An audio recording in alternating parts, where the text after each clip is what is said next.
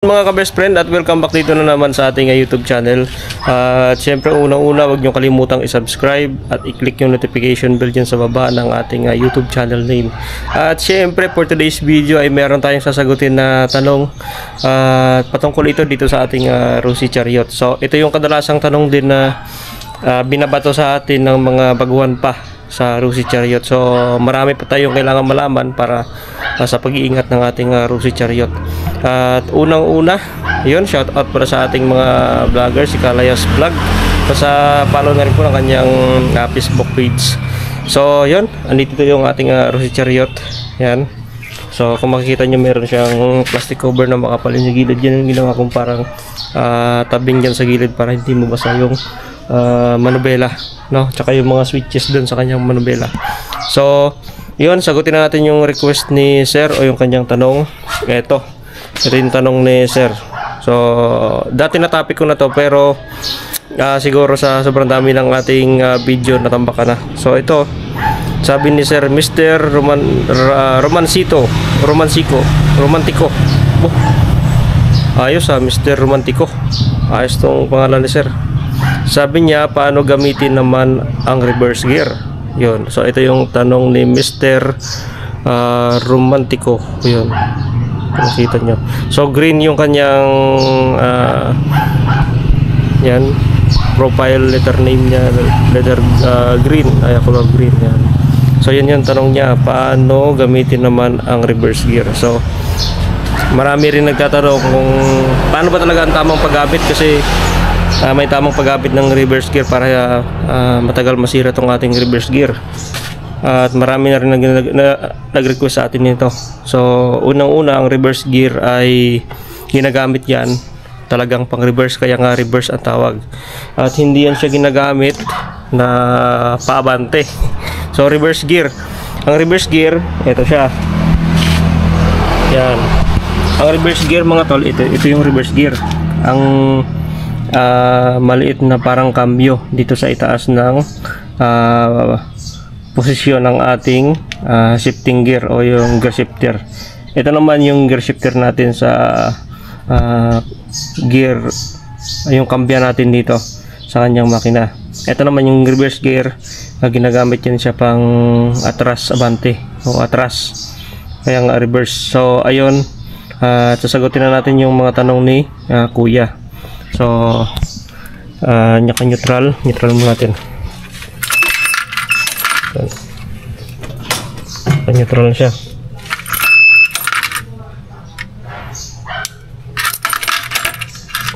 So pagka mag-umpisa tayo sa neutral,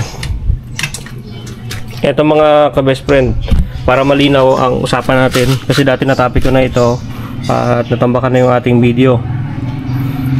Ito reverse gear, ito yung gear natin, gear shifter. Ang reverse gear mga tol, pagka gagamitin nyo ito, kailangan nyo muna neutral. Yan yung tamang proseso ng paggamit nitong reverse gear. Okay, kasi pagka ikakambyo natin ng reverse, din naka-primera, yung kanyang gear dito ay naglalak, naghihigpit. So kaya naramdaman natin to pagka ni-reverse natin tapos naka-primera, ay matigas ito ikambyo sa likod. So for example, ito pandarin mo natin. So yan yung mga tinatanong din ng iba, bakit matigas daw pagka kinakambya yung reverse. Matitigas yan mga tol pagka naka-primera tayo dito. So pagkakambya tayo ng reverse, kailangan balik natin sa neutral. Yan, ikakambya muna natin sa neutral, then kambya natin tong reverse. Yan. So yun, pandarin natin para i-demo ko sa inyo yung tamang paggamit niyan. So one click lang yan guys. So tamang minor, tamang fuel mixture lang yan. Yan. So walang putol-putol, continuous yung under nya. Yan, kung makikita nyo. Okay, ito na. Pag gagamitin natin yung reverse gear mga tol, kunyari atras tayo. Okay, para malinaw sa ating mga ka-viewers natin dyan. Kunyari atras tayo, Yan. Unang kakambyan natin ay yung reverse gear. Yan. Yan. Pagkambyan natin ng reverse gear, kambyan natin yung primera. Pagkambyan natin ng primera, doon na yung mag-atras, tamang pag-atras ng ating reverse. Then pagka ibabalik natin, kambyan natin, ibalik natin sa neutral. Yan. Pag neutral natin, tsaka natin ibabalik doon sa abante. Yan. So ganyan lang yung tamang proseso ng reverse gear. Yung mga nagtatanong, pag gagamitin natin yung reverse, kailangan muna natin in-neutral. Okay, neutral muna natin bago natin ikambya yung primera. So pagka abante na natin, una nating apakan yung reverse gear naman, yung abante nya, then primera.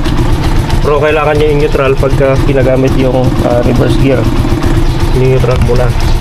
So yun ang tapang paggamit ng reverse natin para hindi masira. So yun mga tol, at malinaw na ba yung ating pagpapaliwanag dito sa ating reverse gear. So ganun lang ang paggamit ng ating reverse gear. Pagka ikakambya natin, kailangan natin i-neutral muna bago natin ikambya sa likod yung kanyang reverse gear para hindi masira yung ating reverse gear o yung mga gear niya doon sa loob. May mga gear kasi dyan sa loob na nagpapa-reverse sa kanya. So kailangan tama yung paggamit nun para hindi mabungi. So yung iba kasi nagtataka bakit daw matigas yung pagka kinakambya ito. So paano titigas guys? Kasi naka-primera at naglalak yung kanyang gear dito. So pagka kinakambya mo, matigas talaga siya, naiipit yung gear niya doon. At yun ang cause din ng mabilis pagkasira nitong ating reverse gear. Yun, so ang pagpalit nito ng langis o ng oil ay pwede rin sasabay dito sa change oil ng kanyang makina para maintain talaga yung oil nitong kanyang gear oil. So sabay dito, tandaan nyo, pwede rin sabay dito sa makina or every to change oil o yung pangalawang change oil ng ating makina, pwede rin natin doon isabay natin. Makakabili tayo ng gear oil sa mga auto shop, automotive shop, sa Petron, sa Shell. May mga gear oil sila doon na pwede dito na 100 ml. Yun ang ilagay natin dito. So yun, malinaw na yung ating gear oil ay gagamitin natin siya pag naka-neutral. Then itong kanyang cross joint, kailangan nyo guys lagyan ng grasa yan para matagal masira. Kasi ito rin yung kadalasang tinatanong sa atin kung bakit madali masira yung ating ball joint. So yan guys ay may bearing yan sa loob. Pagka walang grasa, nagingit-ngit yun o di kaya nasisira yung kanyang bahayan. So kailangan yun ay lagyan mo ng grasa. Meron ditong pin yan, bili lang kayo ng grease gun na 250. Yan, lagyan nyo ng grasa. Yan, isalpak nyo lang dito yung kanyang pin. At madali lang naman gawin yun mga tol, yung paglagay nito. So tanggalin nyo lang itong cover para mas madali yung paglagay nyo ng ng grasa. Kasi pag may cover, bubunggo dito yung yung grease sauce. Tapos dito pwede rin dito sa baba padaanin yung grease gun. Kaya lang may grease gun na maiksi yung hose nya. So kung maiksi yung hose, tanggalin nyo itong cover. So yun. At ang gear oil na ginagamit ko ay Petron na gear oil. So mas maganda yun guys. At meron din mga nagtanong kung anong klaseng langis yung pwede din dito sa ating makina. So ang ginagamit ko lang din ay Rossi na 20W50. Yun ang ginagamit ko dito. So for next week siguro pag change natin ay nagamit tayo ng ibang brand ng oil. subukan natin yung Shell Advance kung maganda rin.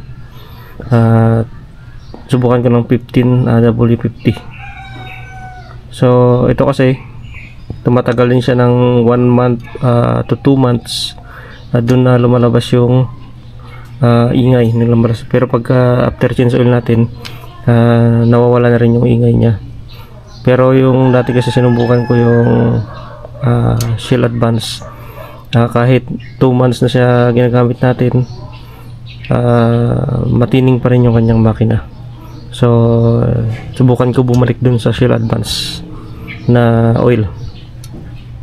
So yun mga tol, at may mga ingay-ingay lang dito na lumalabas sa ating Rosy Chariot. Tingnan nyo lang yung muffler, yung ating tambutso dyan sa baba. Meron doon connector doon sa kanyang hose papunta yun sa kanyang likod.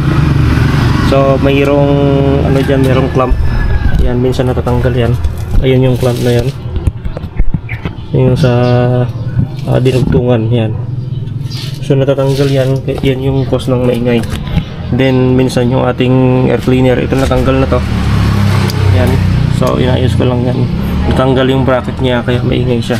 Yan yung mga ingay na narinig natin nung unang mga vlog natin. So ang pangit kasi pakinggan guys pagka mayroong ingay yung ating Chariot.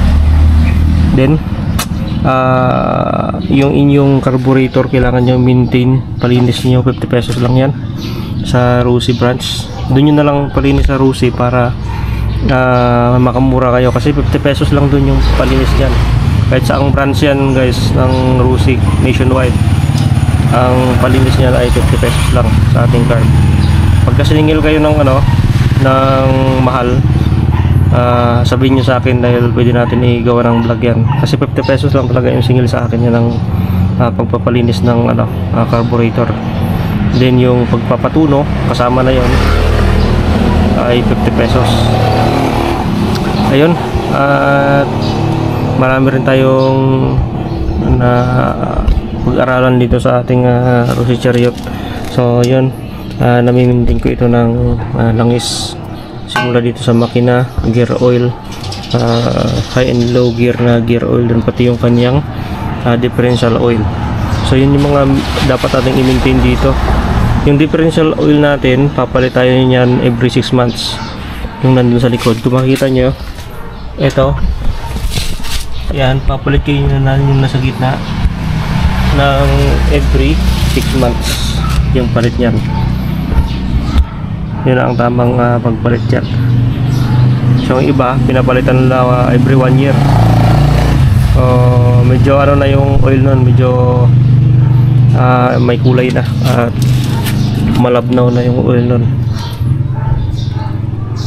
So yun, thank you for subscribe sa ating YouTube channel. Thank you sa nag-request ng ating vlog na ito, kaya nakagawa tayo ng video. Yun guys, huwag nyo kalimutang i-subscribe yung ating YouTube channel at i-click yung notification bell dyan sa baba ng ating YouTube channel name. So thank you sa supportan ninyo.